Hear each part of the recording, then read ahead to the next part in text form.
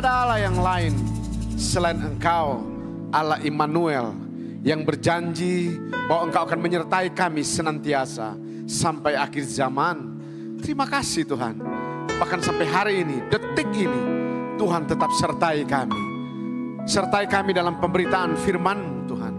Wahyukan pribadi-Mu Tuhan, yang adalah firman yang hidup, firman yang memerdekakan, firman yang melepaskan, firman yang menguatkan, firman yang membangun. Bahkan pemazmur berkata, firman-Mu adalah pelita bagi kaki kami dan terang bagi jalan kami. Tentunya tanpa hikmat dan pewahyuan Tuhan, semuanya akan menjadi sia-sia.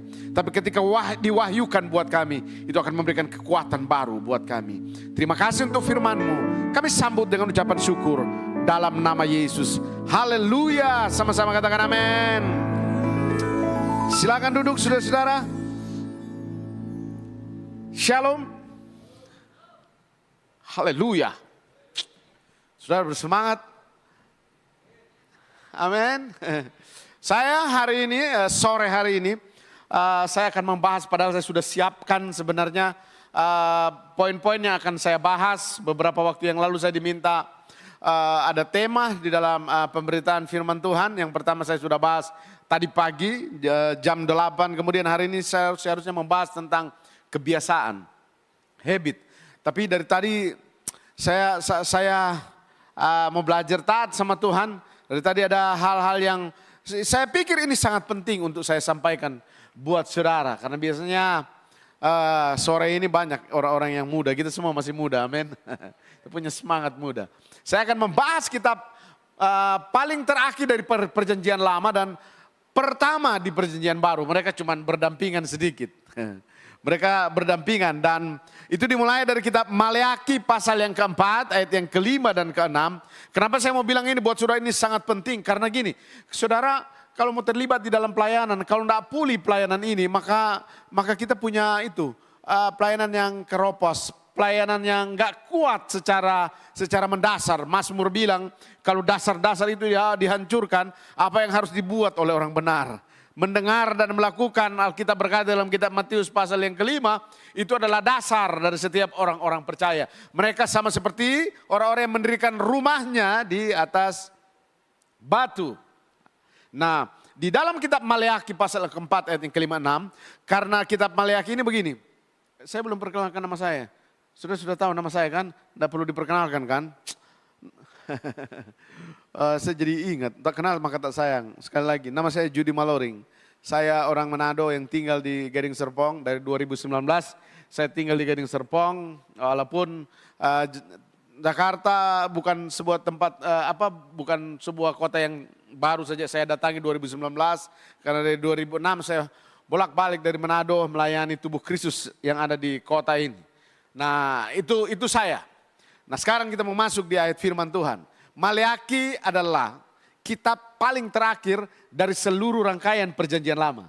Itu kitab Maleakhi. Jadi kalau saudara cari Maleakhi, jangan cari di perjanjian baru, tapi Maleakhi saudara temukan di perjanjian lama. Karena itu kitab terakhir dan apa yang saudara lihat itu, dan kita akan baca sebentar sama-sama adalah kitab terakhir, perkataan terakhir dari Tuhan selama kurang lebih 400 tahun.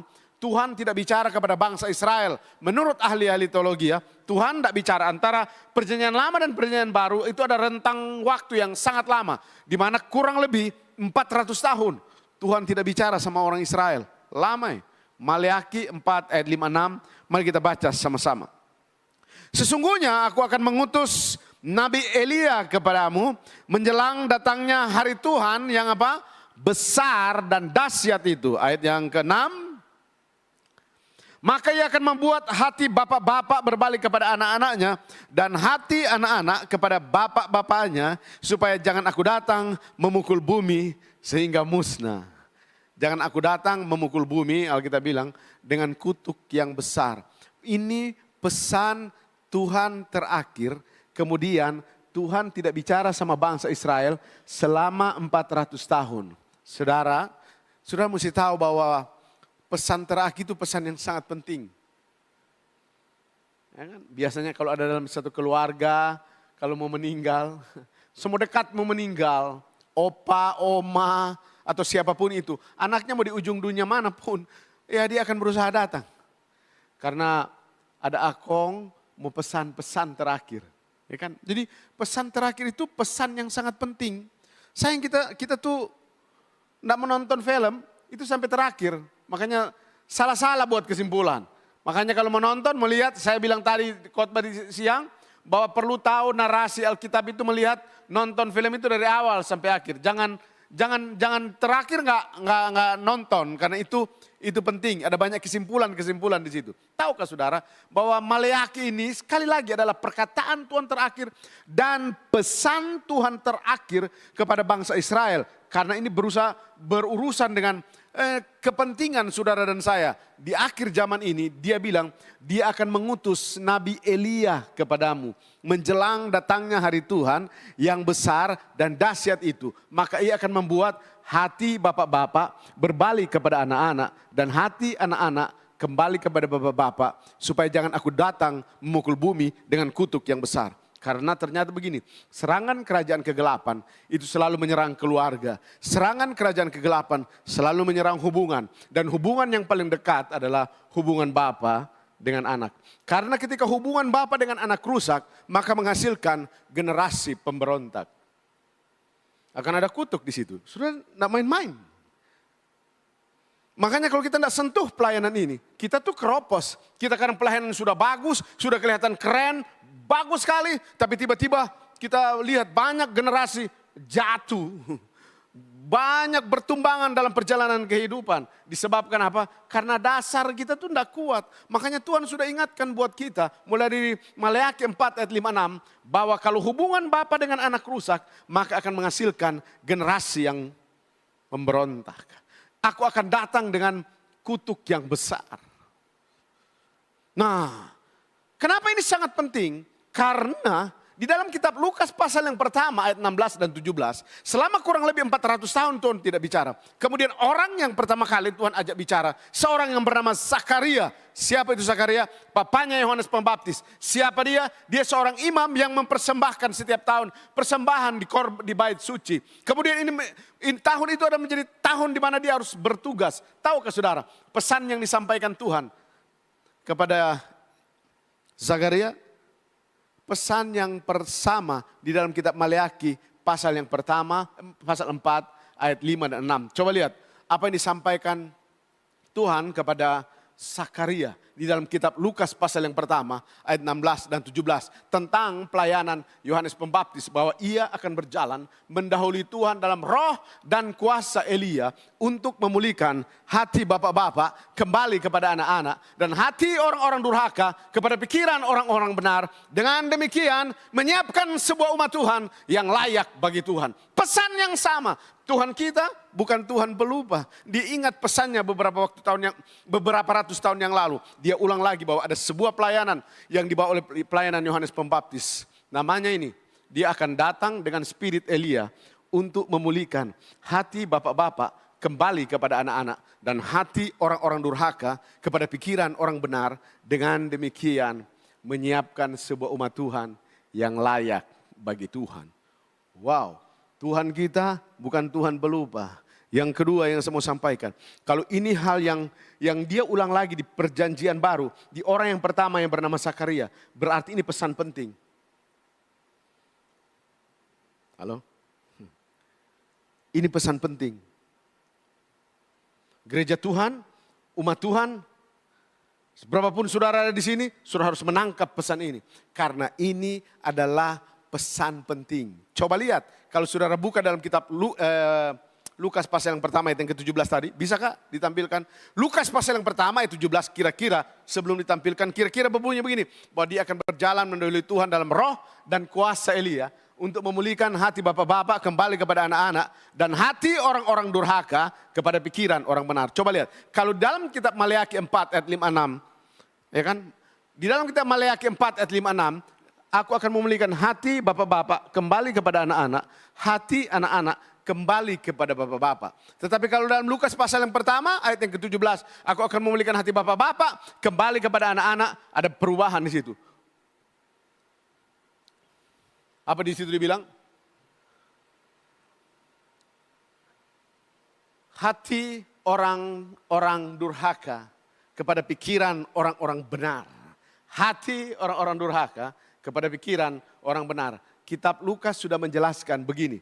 Kalau hubungan antara bapak dengan anak rusak, maka akan menghasilkan generasi pemberontak. Generasi durhaka. Saya mau praktiskan buat saudara-saudara masih kaget ini apa maksudnya ini Bapak Pendeta. Jangan menerawang begini. 2-3 bulan yang lalu saya baca di sebuah berita. Ada mama di Jawa Barat, mama dengan anak meninggal. Didapati bapaknya setelah bertahun-tahun tidak pulang. Bapaknya datang pulang ke rumah, dia lihat istri anaknya sudah meninggal. Tinggal, udah kulitnya udah nggak ada, tinggal tulang-tulang. Yang miris buat saya secara pribadi. Itu ada tulisan di dinding. Yang mungkin ditujukan kepada bapaknya. Anak ini bilang begini, dia tulis di dinding. Kamu bilang kejarlah cita-citamu setinggi langit. Tapi kamu tidak ada untuk aku. Dia meninggal dengan kekecewaan. Fatherless. Tahukah saudara? Kita kehilangan bapak di generasi ini. Kita banyak pemimpin. Kita banyak orang hebat.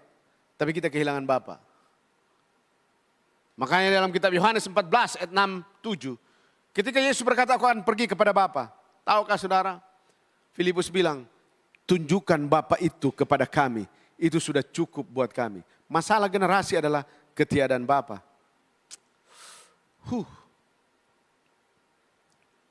Ada 3 hal penting yang akan terjadi ketika hubungan Bapa dengan anak rusak. Ada 3 hal yang terjadi di generasi kita. Yang pertama, generasi kehilangan kasih sayang. Kehilangan tati tayang. Orang yang kehilangan kasih sayang cenderung lari kepada seks. Saudara tidak lihat itu? Terus saudara tengking roh perjinahan, percabulan keluar.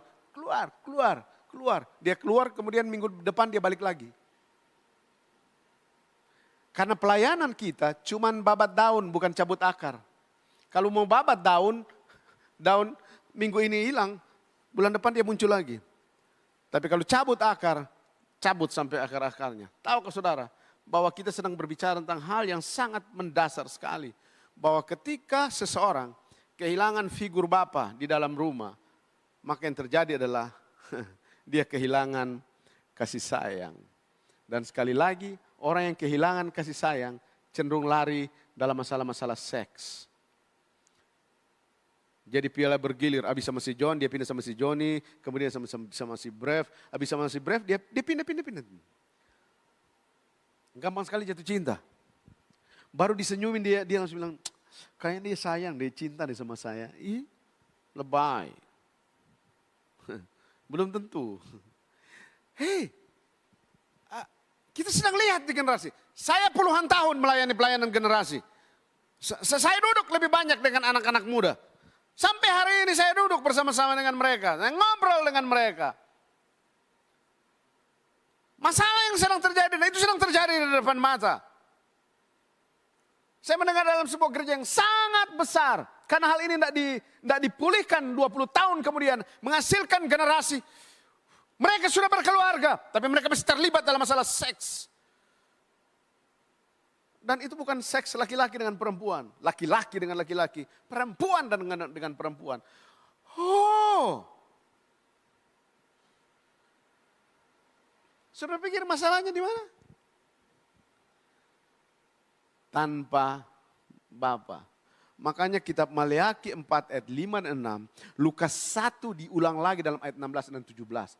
Ketiadaan Bapa. Oh ya. Saya lupa mendefinisikan buat saudara. Bahwa kitab Maleakhi 4 ayat 5-6. Dia akan mengutus roh Elia kepadamu. Itu bukan bicara tentang seseorang. Tapi dia akan bergerak dengan spirit Elia. Karena Elia artinya Jehovah is my father. Tuhan adalah Bapakku. Jadi Elia artinya Tuhan adalah Bapakku. Jadi spirit yang sedang dilepaskan oleh Tuhan di akhir zaman ini adalah spirit pembapaan. Spirit ayah. Mau menyelesaikan masalah di generasi kita? Tunjukkan Bapak itu kepada kami. Itu sudah cukup buat kami. Anak-anak muda yang kurang pelukan bapaknya. Waktu dia tumbuh besar, dia sulit untuk membedakan. Ini pelukan laki-laki dari mana ini? Makanya apa? Gampang jatuh cinta. Di sini enggak ya? Di luar sana banyak. Nanti di luar sana saya bilang di sini juga banyak. Kita sedang menghadapi serangan demi serangan yang sedang terjadi di generasi kita. Serius. Saudara pikir cuma selesai dengan tengking-menengking, dengan rajin beribadah setiap hari Minggu. Saudara menjamin? Tidak ada orang yang bisa menjamin. Karena dia rajin ibadah setiap hari Minggu, orang itu langsung bisa berubah. Enggak. Terus saya bilang bersama saudara jangan datang lagi hari Minggu. Enggak dong. Karena saudara sudah dipulihkan, saudara suka beribadah. Halo? Makanya kan ada cerita, katanya sudah rajin masuk gereja. Kok nggak ada yang berubah? Kok begitu-begitu terus? Lagunya masih aku masih seperti yang dulu. Gak berubah. Wow. Kenapa? Karena kehilangan kasih sayang. Makanya gereja harus menyatakan Bapa kepada generasi. Yang kedua, ketika seorang tidak mengalami pelayanan fungsi pembapaan, dia akan kehilangan identitas. Orang yang kehilangan identitas, cenderung dia memberontak di mana-mana. Pernah lihat, ada banyak orang pindah-pindah gereja, karena tidak tahan dari pemimpin yang lain. Saudara-saudara, ini gereja yang ke-9 saya ada di sini. 9 loh. Terus menangis-menangis lagi. Tunggu aja 3 bulan kemudian, dia akan pindah di tempat yang lain. Karena gagal melihat otoritas sebagai pembentukan karakter. Di sini enggak, di luar sana banyak. Suka memberontak. Di kantor dia suka memberontak, di sekolah dia suka memberontak. Saya itu juga, saya mengalami yang seperti itu. Ya sekolah, saya pindah sekolah di mana-mana. Ada berapa sekolah yang saya pindah waktu SMA? Saya pindah.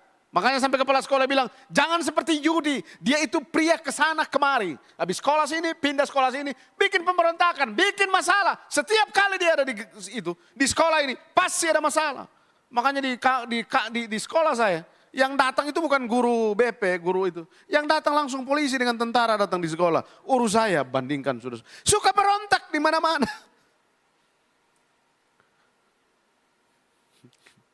Karena kehilangan identitas. Saudara pikir ini biasa-biasa? Karena gereja kehilangan spirit pembapaan. Bapak itu keren loh. Hah? Bapak itu dia biar cuma tukang sayur. Dia enggak berharap begini. Dia enggak bilang sama anaknya kan, Papa ini SMP, syukur-syukur lulus. Papa berharap SD kamu cukup. Ini dia. Papa biar dia tukang sayur. Dia berharap anaknya jadi insinyur. Biar sama di belakang. Ada tukang sayur, insinyur. Yang penting sama di belakang. Ya. Tukang sayur, insinyur. Itu Bapak. Amin. Luar biasa ya. Yang ketiga. Orang yang kehilangan figur Bapak. Itu adalah orang yang gampang kecewa. Tahukah saudara? Kalau orang gampang kecewa. Ada satu kalimat ini yang sudah mesti tahu. Kekecewaan jalan tol kenajisan. Orang kecewa gampang najis. Enggak ya? Kenapa dia selalu berbuat kenajisan? Karena kecewa, cek aja. Kenapa Esau menikah dengan perempuan yang tidak disukai bapaknya? Kecewa. Siapa? Banyak orang. Coba lihat kiri kan. Kecewa. Orang kecewa gampang najis. Dan orang kecewa gampang bunuh diri. Kenapa dia bunuh diri? Dia kecewa. Makanya penting untuk saudara datang menyatakan Bapa kepada generasi ini. Ada fungsi-fungsi pelayanan pembapaan yang saya mau bilang secara cepat buat saudara bahwa saatnya buat kita untuk menyatakan kasih tanpa syarat kepada orang-orang di sekitar kita. Saatnya kita menyatakan kasih tanpa syarat kepada anak-anak kita, kepada komunitas di mana kita ada. Kasih tanpa syarat. Tahun 2022, COVID kan. Anak saya pinjam mobil saya. Ngantarin temannya, baik dia. Anak yang baik, anak pendeta. Baik dong. Antar temannya, kok lama baliknya? Dia nabrak mobil Camry. Saya bilang, Jesua, kalau mau pilih tabrak mobil, tolong lihat mobil. Dia hajar Camry punya kaca depan. Matanya yang di depan itu 27 juta. Ini pendeta zaman COVID, tidak ada orang yang kasih gaji buat pendeta. Wah, saya ini orang Manado. Wih, waktu saya dengar Jesua tabrak mobil orang, saya tanya, gimana keadaanmu Jesua? Gimana mobilnya? Sudah pura-pura, sudah cukup gitu kan. Mana mobilnya? Wah, terus ditambah, tabrak mobil orang harus ganti 27 juta. Wah, saya bilang ini Jesua. Dan Jesua sudah tahu kan, anak saya sudah tahu. Kalau dia pulang ke rumah apa yang harus dibuat. Ini bapaknya pendeta tapi mantan preman kan. Naik antena saya. Panas. Tapi tahu gak saudara, kayak Tuhan bilang buat saya begini, kamu juga begitu. Kamu juga bikin kegagalan. Tapi aku tetap menerima kamu apa adanya. Saya lagi diajar oleh Tuhan untuk menerima anak saya. Kasih tanpa syarat. Banyak orang di luar sana kepahitan tuh. Kepahitan sama gereja, kakak rohani. Terus saudara datang, kalau kamu nak bertobat, nak masuk gereja hari Minggu, akan ada api turun dari langit dan bakar kamu. Alah, dia akan datang lagi. Penerimaan itu penting tanpa mempercakapkan latar belakangnya apa. Terima aja dulu. Nah, kita datang dengan penghakiman. Apa tuh? Neraka kamu. Terus intimidasi. Cuman karena kesalahan-kesalahan yang dia buat. Cuman karena kegagalan-kegagalan yang dia buat. Saya duduk lebih banyak. Cuman duduk aja. Tahu gak saudara? Modal pelayanan sekarang. Itu gak perlu kelihatan keren atau saudara jadi pengkhotbah. Cuman modal ini. Seling dengan orang. Kalau lagi kepahitan, lagi dia marah-marah. Coba aja duduk sama dia terus bilang. Oh ya terus. Poli itu orang. Saudara tidak percaya. Kayak saudara juga tidak seperti itu. Saudara cuma perlu didengar. Komunikasi bukan seberapa banyak Anda bicara. Tapi komunikasi berbicara seberapa banyak Anda mendengar. Itu penerimaan. Itu kasih tanpa syarat. Sekali waktu ada satu anak muda yang sudah minum obat. Banyak sekali dia minum obat. Apa saja dia minum. Supaya dia... Tapi tidak mati-mati. Saudara dia datang sama saya. Dia curhat dong. Sampai saya tidak ada kesempatan untuk bicara kan. Ya saya diam saja. Terus, Terus. Oh ya, terus setengah jam. Terus dia bicara. Terus 1 jam. Terus saya bilang, gimana sekarang? Lega Pak Pendeta. Kak, selega sekarang. Enak. Tidak perlu ditengkingkan. Nama Yesus. Terus. Makanya jangan jadi kayak buaya. Buaya mulut besar, telinga kecil. Jadi seperti gajah, telinga besar, mulut kecil. Kenapa orang tidak pernah mengalami kasih tanpa syarat? Karena saudara pikir saudara itu kamus yang bisa jawab semua pertanyaan. Halo, belajar kasih tanpa syarat, duduk aja dengan mereka. Saya pernah ajak satu orang anak muda ngobrol saja. Ngobrolin saudara tahu? Sampai hobinya apa, ngobrolin tentang kucing lah, anjing lah, apa segala macam. Saya nak khotbah sama dia. Pulang di rumah, dia bilang, makasih Kak buat pertemuan tadi. Saya dilawat oleh Tuhan. Hah? Saya nak nyanyi, saya nak berdoa buat dia. Cuman modal,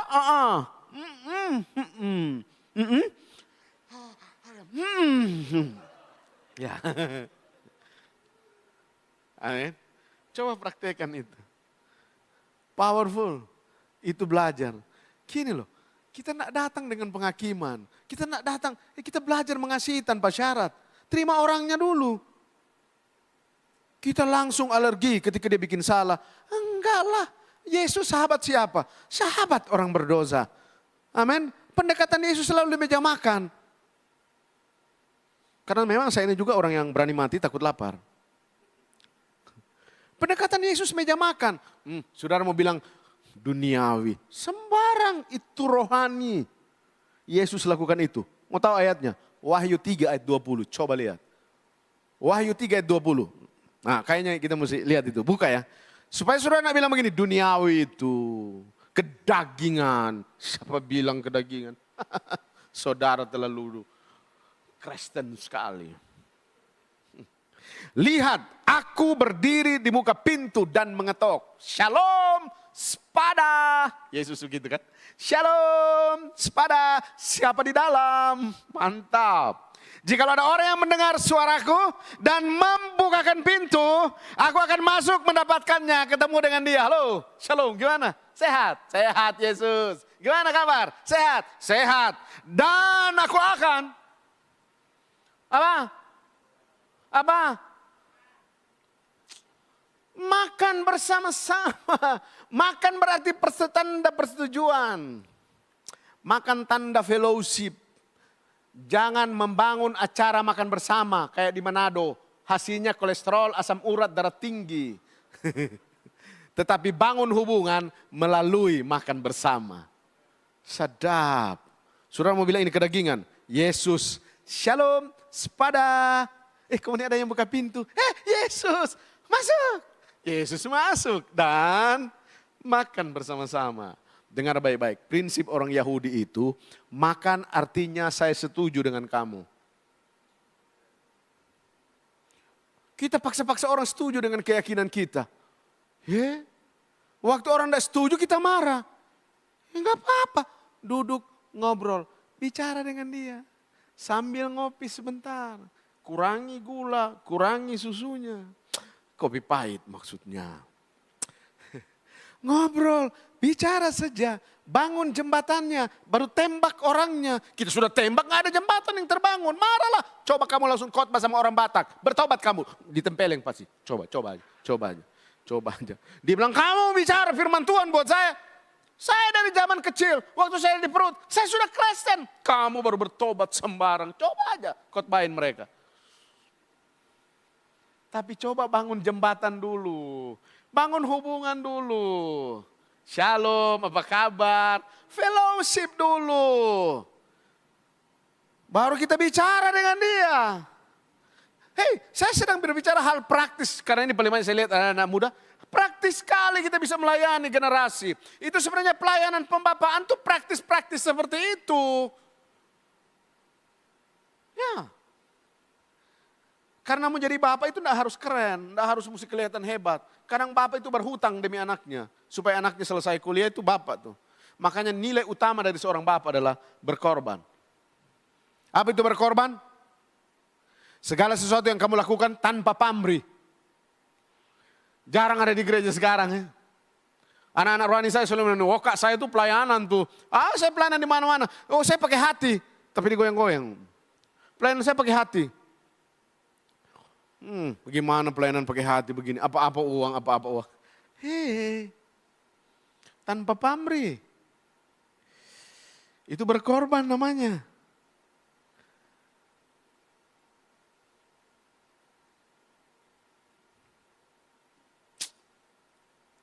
Jeritan generasi sedang bilang begini.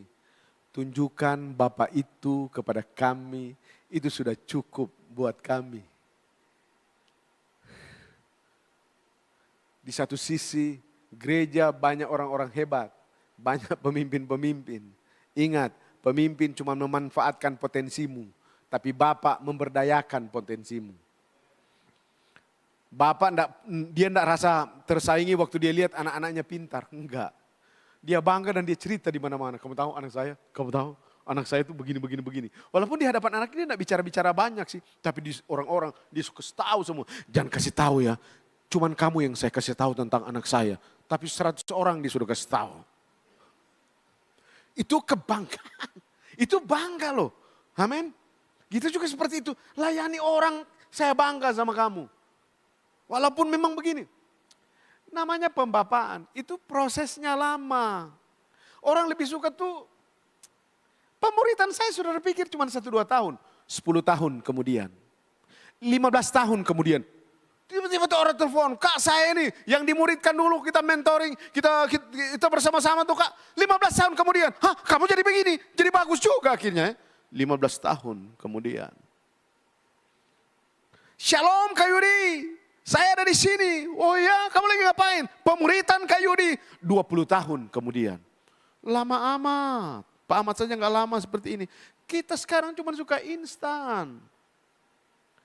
Saya sekarang akhirnya menyekolahkan anak saya. Lulus kuliah setelah masa COVID berdarah-darah. Pas dia kuliah, COVID. Haleluya.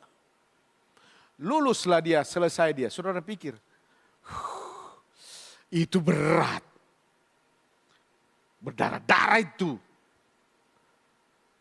Tapi kita tidak mau berharap apa yang dapat kamu kasih. Kita senang. Hei, ini hal praktis dari Maleakhi 4 ayat 5-6. Lukas pasal yang pertama ayat 16 dan 17. Sudah hilang hari-hari ini. Padahal Tuhan berkata bahwa aku sedang melepaskan spirit Eliyahu dalam gereja hari-hari ini. Cuman sayang gereja tidak menyadari itu.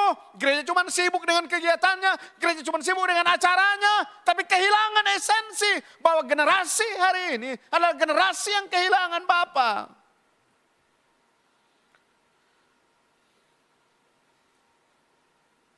Ada anak generasi, ada kan antara saudara yang mau berkorban buat orang lain.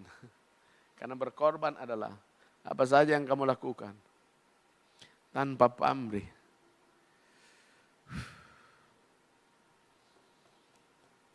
Saatnya buat tubuh Kristus di sini bergerak bersama dengan Tuhan. Dan saya percaya spirit itu sedang dilepaskan di tengah-tengah saudara dan saya. Mau cerita saja, biasanya kalau orang yang belum pulih hati Bapa. Karena kan Tuhan itu menyatakan diri sebagai Bapa kan. Seperti Bapa sayang anaknya, demikianlah kau mengasihiku. Saya sudah kayak Insinyur Niko kan. Setiap khotbah nyanyi, khotbah nyanyi. Kita gagal melihat Bapa. Karena apa? Iblis merusak gambar itu. Saya selalu bilang, nanti ini di rumah coba kamu bikin, saudara bikin di rumah. Dengan ini, dalam 1 menit, coba kamu tulis apa yang paling kamu tidak suka sama papa dan mama kamu. Dan apa yang paling kamu suka dan tidak suka. Biasanya, kalau saya tanya, apa yang paling kamu suka apa yang paling kamu tidak suka sama mama kamu atau papa kamu? Wah itu, pelit, ini. Menor, banyak sekali kalau yang kurang-kurang itu banyak sekali ditulis. Tapi kalau yang apa yang paling kamu suka sama bapak kamu atau mama kamu? Papa saya baik, standar. Mama saya biasa aja, dalam 1 menit dia cuma tulis 2-3 kebaikan. Tapi yang buruk-buruk itu dalam 1 menit dia bisa tulis sampai 30 loh. Dan saya mau bilang buat saudara, hukum kasih dan kebencian bergerak hampir mirip. Kita akan menjadi sama dengan apa yang kita kasihi, kita juga akan menjadi sama dengan apa yang kita benci. Aduh Pak Pendeta tolong, jangan terlalu agak berat. Gini, kita itu akan menjadi sama dengan apa yang kita benci, kita juga akan menjadi sama dengan apa yang kita kasihi. Karena hukum kasih dan kebencian bergerak hampir mirip. Kamu tuh kalau lagi suka idola kamu pingin kayak dia kan? Betul nggak? Mirip-mirip dia, semua lagi dimiripin. Kamu rela lakukan apa saja. Kalau Blackpink datang di Indonesia, dia rela. Anak-anak muda nabung bertahun-tahun. Padahal nanti tahun depan mau datang loh. Dia pingin seperti itu. Dan kamu juga akan menjadi sama dengan apa yang kamu benci. Saya banyak ketemu dengan orang. Saya tidak suka dengan papa saya. Kenapa? Karena papa saya itu terlalu kreatif. Loh kan kreatif bagus. Kreatif mama satu di sana. Mama juga ada di sana. Mama ada di sana. Ada satu di sini, satu di sini, satu di sini. Banyak kreativitasnya. Oh maksudnya itu. Saya tidak suka papa saya. Saya mau kasih tahu buat saudara. Kalau kamu belum pulih, hal yang sama akan kamu lakukan. Itu akan menjadi benang merah. Enggak ya? Kreatif bapamu akan turun, kreatif mamamu akan turun. Saya lagi mentoring, maaf. 3 orang duda. Saya pikir mereka dikasih tinggal istri. Mereka yang tinggalkan istri. Wih, istri yang tinggalkan 3 duda ini. Terus mereka bikin pertemuan, kasihan. Para duda-duda pingin curhat juga. Dikasih tinggal. Biasanya kan suami kasih tinggal istri. Gila sekarang ini. Saya suka ketemu sekarang, waktu saya ke beberapa kota, ketemu satu pria, dikasih tinggal istri. Jadi, ya ampun, mama-mama lebih kreatif sekarang ini.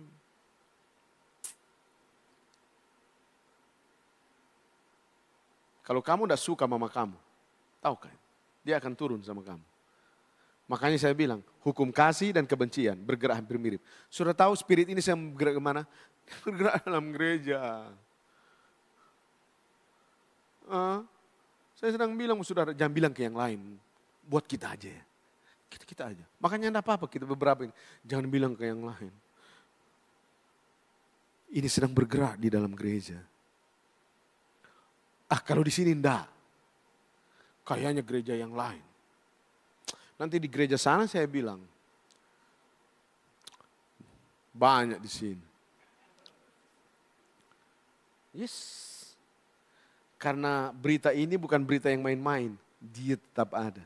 Dia sedang bergerak. Makanya pergerakannya sudah tahu. Dengan bentuk 3 ini. Manipulasi, dominasi, intimidasi. Manipulation, domination, intimidation. Namanya Isabel Spirit. Karena Isabel Spirit membunuh potensi pembapaan dan potensi kenabian di dalam gereja. Karena kalau gereja kehilangan potensi pembapaan, potensi kenabian, maka gereja lumpuh, tidak bisa bikin apa-apa. Ketika Isabel tahu bahwa Elia membunuh banyak para nabi-nabi Baal, kemudian Isabel kirim utusan, aku akan membunuh kamu. Dan tahukah saudara, Elia itu terintimidasi karena 3 spirit ini sedang bergerak. Manipulasi, dominasi, intimidasi, menggunakan ayat-ayat tertentu untuk manipulasi orang lain, menggunakan ayat-ayat tertentu untuk intimidasi orang lain, menggunakan ayat-ayat tertentu untuk kuasai orang lain. Saudara kalau tidak sadar dengan spirit ini sedang bergerak di mana-mana. Makanya harus memunculkan potensi pembapaan, potensi kenabian di dalam gereja, di dalam komunitas. Nyatakan Bapak. Makanya salah satu tugas dari Elia yang Tuhan suruh kepada Elia adalah bapai Elisa. Makanya dia cari Elisa, dia bapai Elisa. Karena yang membunuh Isabel, 3 orang yang dibapai oleh Elia. Elisa, Yehu dan saya lupa satu namanya. Mereka itu yang Tuhan bilang urapi 3 orang ini. Karena 3 orang ini yang akan bergerak bersama membunuh Isabel. Tahukah saudara bahwa manipulasi, dominasi, intimidasi di dalam gereja hanya bisa dibunuh oleh bangkitnya potensi pembapaan di dalam gereja. Makanya saudara harus lakukan ini. Menyatakan kasih tanpa syarat. Wow. Saudara pikir saudara sedang berhadapan dengan siapa? Roh-roh yang mana? Roh-roh yang sedang bergerak dengan 3 spirit ini. Saudara-saudara. Wow, Elia ketakutan dengan Isabel. Elia ketakutan dengan spirit ini. Karena ketika gereja kehilangan potensi pembapaan. Ketika gereja kehilangan bapak-bapak. Yang muncul cuma orang-orang yang kelihatannya hebat. Tahukah saudara bahwa Kain orang yang hebat. Tapi dia membunuh Habel. Tahukah saudara Esau juga hebat. Tapi dia tidak dipilih oleh Tuhan. Bahkan dia menjual hak kesulungannya. Banyak orang kelihatan hebat. Kelihatannya jago. Tapi mereka banyak hal. Menjual Yesus. Menjual hak kesulungan. Kehilangan arah. Kehilangan tuntunan. Sangat penting buat saudara. Untuk temukan ini. Potensi pembapaan. Karena bapak tidak perlu hebat. Biasa aja. Cuman tukang sayur. Dia berharap anaknya insinyur. Dia rela bikin apa saja supaya anaknya lulus kuliah. Dia rela bikin apa saja demi anak-anaknya. Kenapa kita di generasi kita? Kita nggak bisa. Cari 2-3 orang muridkan mereka, bapain mereka, nyatakan kasih Bapa tanpa syarat buat mereka. Nggak apa-apa, kelihatannya lama. 2 tahun, 3 tahun, saya bilang tadi, 5 tahun kemudian, 10 tahun kemudian, 15 tahun kemudian, 20 tahun kemudian, mereka berdiri sebagai orang yang menyatakan Tuhan, menyatakan Kristus di pintu gerbang di mana mereka berada. Karena mereka telah mengalami namanya proses. Biasa itu jatuh bangun, biasa itu gagal. Seorang pemenang bukan pernah gagal, tapi tidak pernah menyerah. Biasa itu dalam perjalanan, kita terpukul dalam perjalanan kehidupan. Kita jatuh, berdiri lagi. Saya selalu bilang, kalau kamu gagal, berdiri lagi. Kalau kamu jatuh, berdiri lagi. Cuman itu, sudah tidak perlu hakimi dia. Sudah cuma kasih dorongan buat dia, supaya dia tetap berdiri. Seperti itu.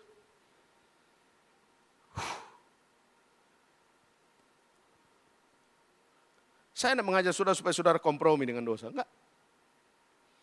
Generasi sekarang tahu apa yang mau dibuat. Dia cuma butuh dorongan.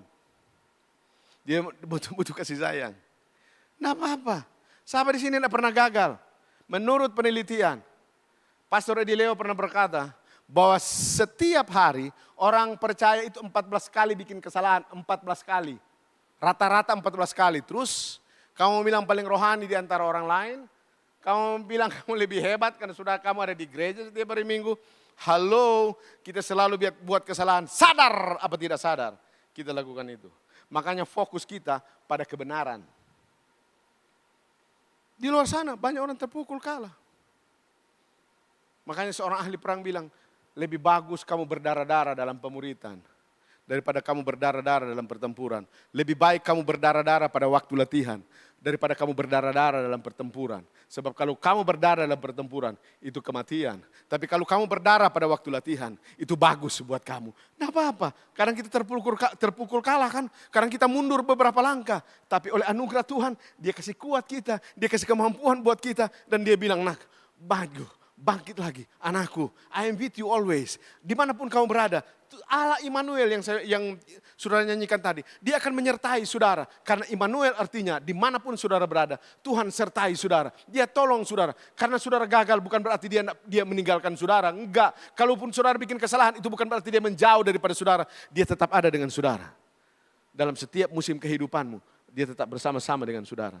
Karena dia adalah Bapa. Seperti Bapa sayang anaknya, demikianlah kau mengasihiku. Amin saudara. Dia Bapa sedang menjamah saudara. Dia Bapa sedang datang pada saudara pada sore bahkan menjelang malam hari ini. Dia sedang datang dan berkata, aku adalah Bapamu. Kamu gagal, kamu lemah, aku adalah Bapamu. Aku menolongmu. Maleaki 4 ayat 5 dan 6. Sedang dilepaskan di tengah-tengah saudara dan saya. Digenapi dalam kitab Lukas pasal yang pertama, ayat 16 dan 17.